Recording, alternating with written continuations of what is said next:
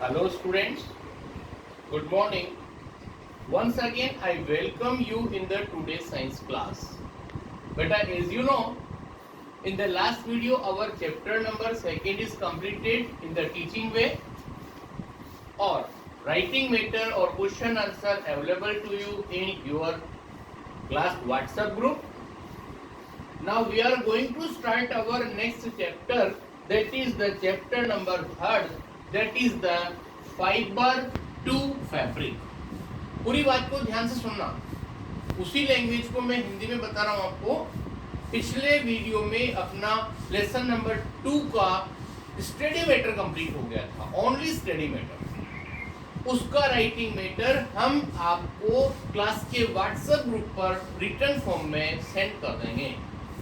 और अब without any delay हम अगला चैप्टर शुरू कर रहे हैं, दैट इज चैप्टर नंबर 3 और उसका नेम है fibre to fabric. Okay, so as you know fibre to fabric की हम बात करें तो इसमें हम पहले ये पता करेंगे कि इस चैप्टर के अंदर हम कौन कौन से टॉपिक पर डिस्कस करेंगे।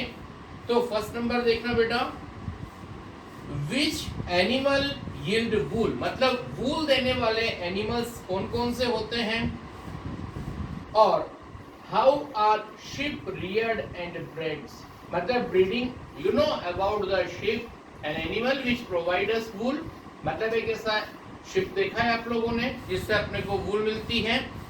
तो उसकी डोमेस्टिकेशन कैसे होता है, उसको कैसे पाला जाता है, उसके ब्रीडिंग कैसे करवाई जाए, अच्छी क्वालिटी की शिप्स कैसे सेलेक्ट की जाए, और उसके अलावा जो वूल फाइबर होता है उससे वूल कैसे बनती है। आगे सुनो, life cycle of silk moth के बारे में स्टडी करेंगे इस लेसन के अंदर।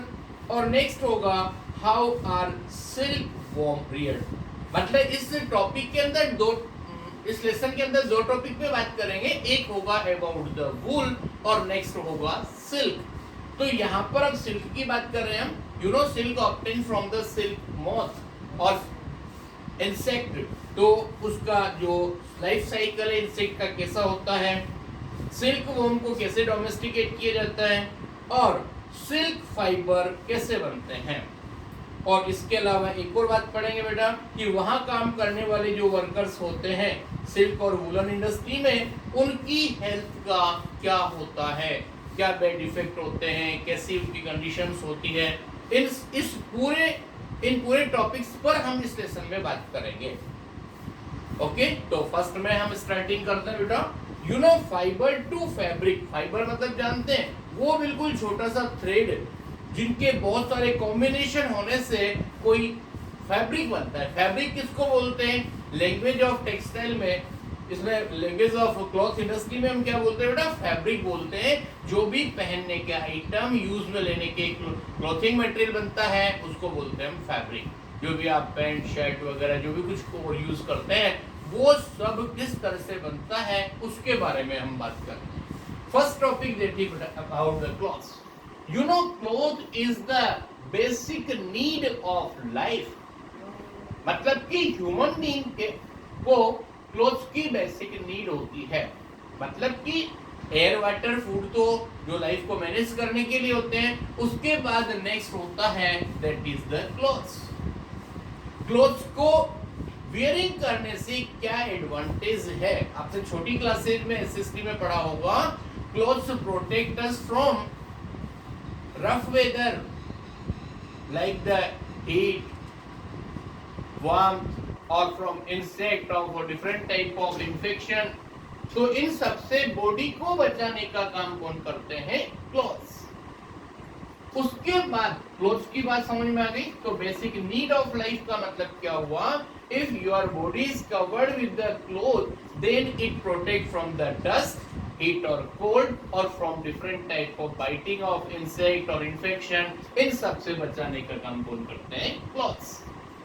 उसके बाद नेक्स्ट टॉपिक आता है, सुनो, आपके पास जो भी कोई क्लोथिंग गारमेंट्स वगैरह जो आप यूज करते हैं उसका फॉर्मेशन कैसे होता है।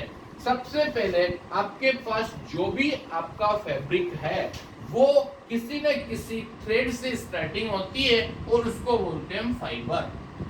फाइबर्स होते हैं, आपके पास वूलन फाइबर हो सकता है, कॉटन फाइबर हो सकता है, तो बहुत सारे फाइबर्स हैं। उन फाइबर्स को अच्छी तरह से सेपरेट कंबाइन करके और एक बड़ी स्ट्रक्चर बनती है बेटा, उसको बोलते हैं यार्न।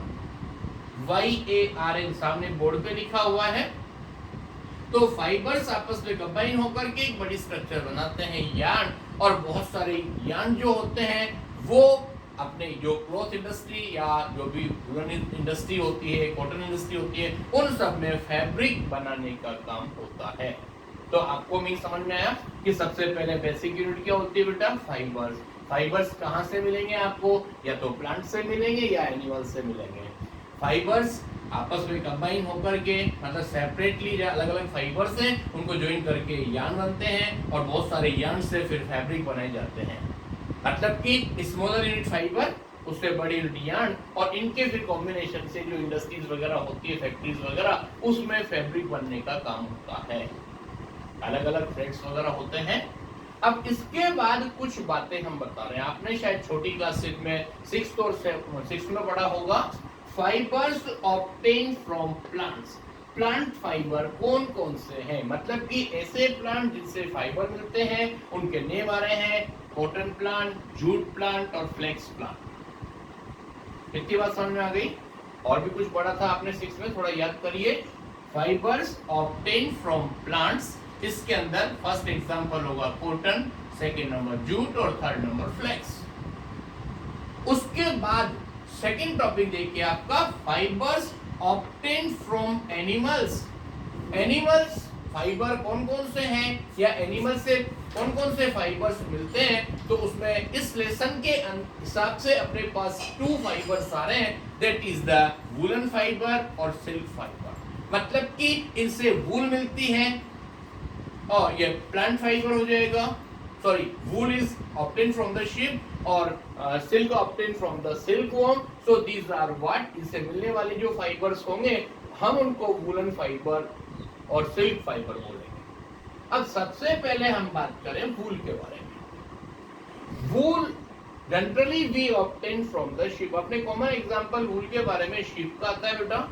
और ध्यान रखना, it is obtain from thick coat of hair which grow on the bodies of sheep and goat। मतलब sheep और goat की bodies पर जो uppermost layer of the coat होती है हेयर की, उसको हम उससे हमें वूल मिलती है। एक और बात याद रखना, जो uppermost layer of the hair जो होती है ना, उसको बोलते हैं हम फ्लीस। यहाँ पर लिखा है hair from which we obtain wool are known as fleece. मतलब यहाँ पर फ्लीस जो uppermost layer of the animals होती है हेयर की, उसको बोलते हैं हम व्हाट सर, फ्लीस। उसके बाद कुछ नेम सुनना बेटा। यहाँ पर जो आपको फ्लीस मिलेंगे उसके लिए कुछ एग्जाम्पल बता रहे हैं। यहाँ सब ये सारी बात बेटा वूल की चल रही है। इसमें एक एग्जाम्पल बता रहा हूं, alpaca. Next number that is and llama. ये कैमल्स होते हैं, alpaca and Lama.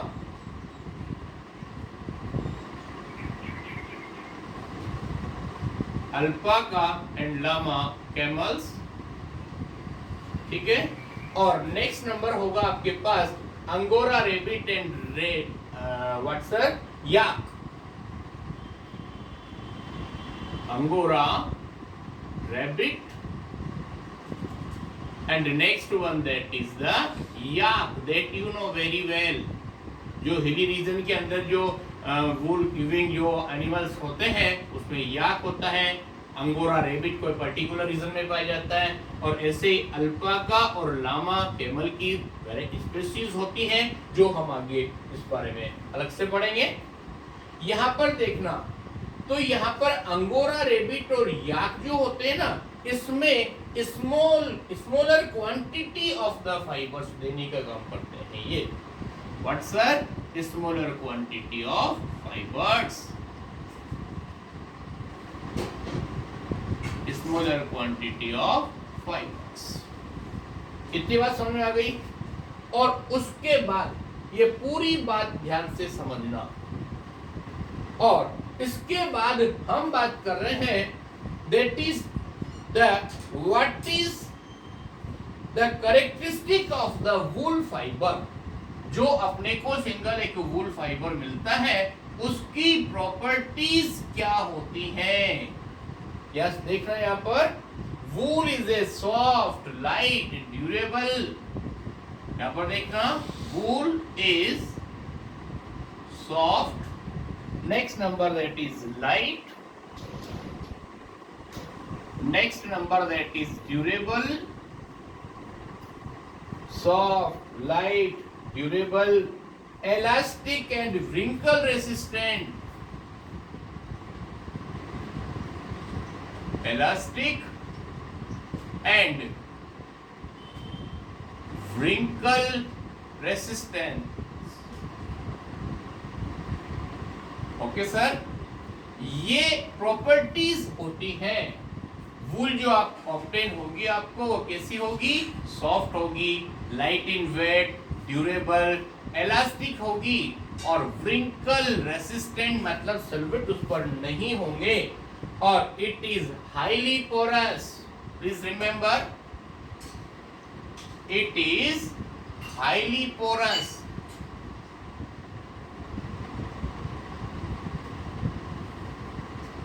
It is highly porous. और one more thing, and trap the air between the space of fiber. It trap the air